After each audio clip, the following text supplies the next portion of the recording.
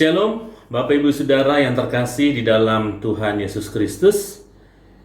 Kembali kita akan mendengar kebenaran firman Tuhan dalam ibadah keluarga Rabu 28 Juli 2021. Sebelum kita mendengar firman Tuhan, mari kita terlebih dahulu berdoa mohon bimbingan Roh Kudus. Kita berdoa. Bapa yang di surga, tiba saatnya kami akan mendengar kebenaran firman Tuhan. Tilik hati dan pikiran kami dengan kuasa Roh Kudus-Mu, sehingga setiap kali kami mendengar dan akan merenungkan firman Tuhan, kami dimampukan untuk memahaminya. Inilah doa kami Tuhan, dalam nama Tuhan Yesus kami berdoa. Amin. Bapak Ibu Saudara, bacaan Alkitab kita pada hari ini dari Ulangan pasal 20. Ulangan pasal 20 ayatnya yang ke-20 yang menjadi renungan kita pada saat ini, yang menyatakan demikian. Hanya pohon-pohon yang engkau tahu tidak menghasilkan makanan, boleh kau rusakkan dan kau tebang untuk mendirikan pagar pengepungan terhadap kota yang berperang melawan engkau, sampai kota itu jatuh. Demikian pembacaan Alkitab. Yang berbahagia ialah mereka mendengar firman Tuhan dan melakukannya.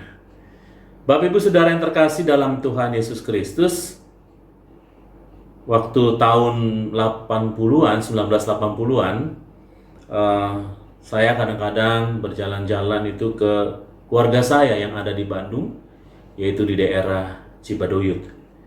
Di tahun itu, tahun 1980-an, ketika saya ke sana senang. Kenapa?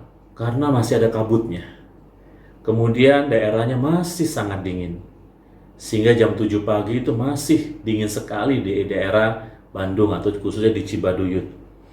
Di sana belum banyak bangunan. Pohon masih banyak seperti itu. Lalu singkat cerita, saya datang lagi sekitar tahun 2000-an, 2010-an begitu ya. Datang lagi sudah suasana sangat berbeda. Ya, yang pertama jelas terasa tuh panas. Tidak ada lagi kabut. Bahkan dikatakan bangunan semakin banyak dan pohon semakin sedikit yang tumbuh karena dijadikan bangunan semua. Dari sini kita bisa melihat bahwa suhu alam itu bisa berubah tergantung bagaimana manusia ingin memeliharanya, bagaimana manusia memanfaatkannya. Nah, firman Tuhan hari ini kita akan belajar bagaimana memanfaatkan alam sekitar, khususnya dalam bacaan kita tentang pohon itu sendiri. Nah, baiklah kita melihat dulu konteks dan teks bacaan kita hari ini. Tentunya kitab Ulangan ini sendiri disampaikan Musa kepada bangsa Israel yang akan masuk ke daerah Kanaan. Mereka sudah tiba di negeri Moab. Lalu Musa dan Tuhan melalui Musa maksudnya menyampaikan beberapa hal yang harus mereka kerjakan di tanah Kanaan supaya hidup mereka akan selalu diberkati oleh Tuhan. Banyak aturan diberikan. Nah, salah satunya dalam teks bacaan kita ini, di pasal 20 ini, berbicara soal aturan di dalam berperang. Nah, dikatakan singkatnya begini, kalau kita lihat ayat yang pertama, di Ulangan 20 ini, pasal 20, dikatakan bahwa mereka jangan takut terhadap kuda dan kereta perang, serta tentara yang akan menyerang atau mereka lakukan penyerangan kepada mereka. Kenapa? Tuhan akan menolong.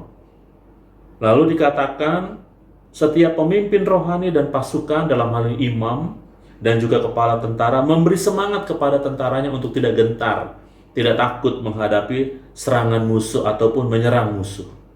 Yang berikutnya adalah sebelum menyerang ke suatu kota, beri kesempatan dulu kepada penduduk itu untuk menerima perdamaian, untuk dikatakan menyerah terlebih dahulu.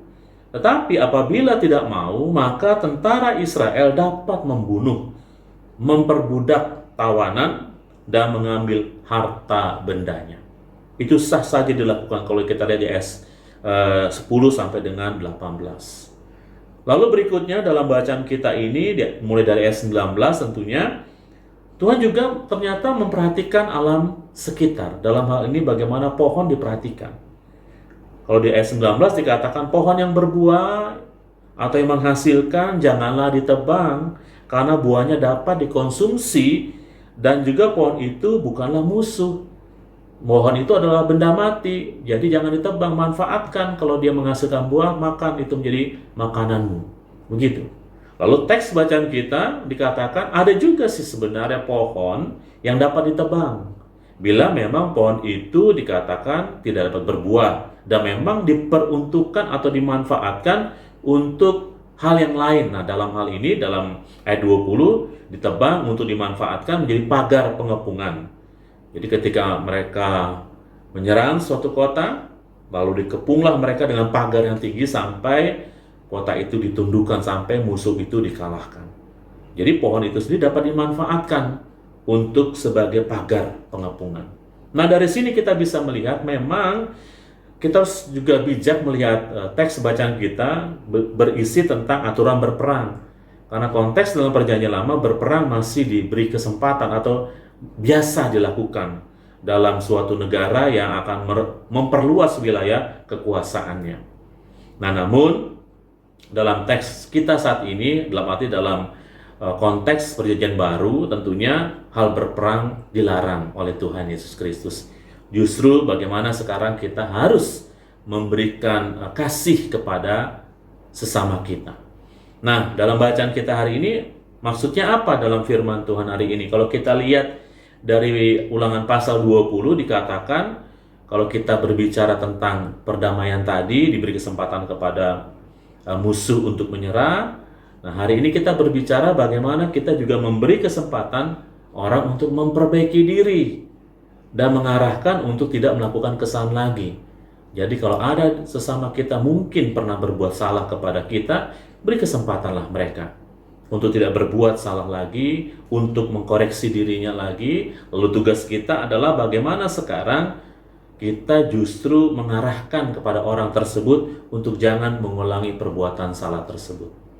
Itulah perdamaian yang harus dilakukan. Nah, ternyata dalam bacaan kita hari ini juga, kita juga mau bisa melakukan perdamaian itu sendiri dengan alam sekitar dalam bacaan kita. Nah, tadi contohnya, bagaimana Tuhan menginginkan agar pohon itu dimanfaatkan sesuai dengan peruntukannya. Maka kita belajar sebagai mitra Allah, karena hanya manusia yang akan menjadi mitra Allah satu-satunya, dikatakan boleh memanfaatkan alam sekitarnya untuk kepentingan kita. Dan juga bagaimana menjaga dan memelihara agar alam selalu memberi manfaat yang baik untuk kita. Ya, seperti bagaimana kita memanfaatkan dengan baik, bukan merusaknya. Kita bisa memanfaatkannya untuk dikonsumsi misalnya. Ada banyak pohon-pohon yang bisa menghasilkan buah yang bisa kita konsumsi untuk kebutuhan kita. Kemudian juga pohon itu sendiri kalau kita rawat dengan baik, atau tanaman sekitar kita, maka dia memberi kesejukan. Bahkan juga kalau kita banyak menanam pohon, dikatakan juga memberi kesuburan dan hal lain sebagainya. Jadi mari kita manfaatkan alam sekitar kita yang kita tanam itu sendiri untuk bermanfaat untuk kehidupan kita. Nah, jadi dalam bacaan kita hari ini juga diingatkan agar kita tidak merusak alam sekitar yang dapat mendatangkan bencana yang tentunya sangat merugikan kita sendiri. Nah, oleh karena itu, perbuatan ini pun merusak alam tidak berkenan di hadapan Tuhan. Manusia dikatakan merupakan memang penguasa tertinggi untuk memelihara alam. Karena manusia sekali lagi adalah mitra kerja Allah. Mari kita manfaatkan alam sekitar kita sesuai dengan kebutuhannya, agar apa yang kita lakukan berkenan kepada Tuhan, dan juga apa yang kita lakukan bermanfaat untuk kehidupan kita, sesama kita, bahkan dikatakan bermanfaat untuk anak cucu kita, supaya mereka tetap merasakan alam yang penuh asri, alam yang mendatangkan manfaat untuk kita semua. Tuhan memberkati kita semua. Amin. Bapak Ibu Saudara, mari kita berdoa. Allah yang bertahta dalam kerajaan surga, kami sangat bersyukur atas kebenaran firman Tuhan hari ini. Kami belajar Tuhan bagaimana memanfaatkan alam sekitar kami untuk mendatangkan berkat buat kehidupan kami. Bagaimana kami sebagai mitra kerja Allah mau memanfaatkan alam sekitar kami untuk juga bisa mendatangkan berkat buat kehidupan kami. Jika kami merusaknya, maka itu dapat merugikan kami semua. Tuhan mengatur ini dalam bacaan kita atau bacaan kami pada hari ini. Nah, biarlah firman Tuhan hari ini dapat kami terapkan di dalam kehidupan kami. Bapa di surga, tentunya kami juga ingin berdoa ketika kami masih menghadapi pandemi COVID-19. Beri kekuatan kepada kami, kekuatan iman, agar imun kekebalan tubuh kami ini dapat meningkat terus ketika kami mengandalkan Tuhan.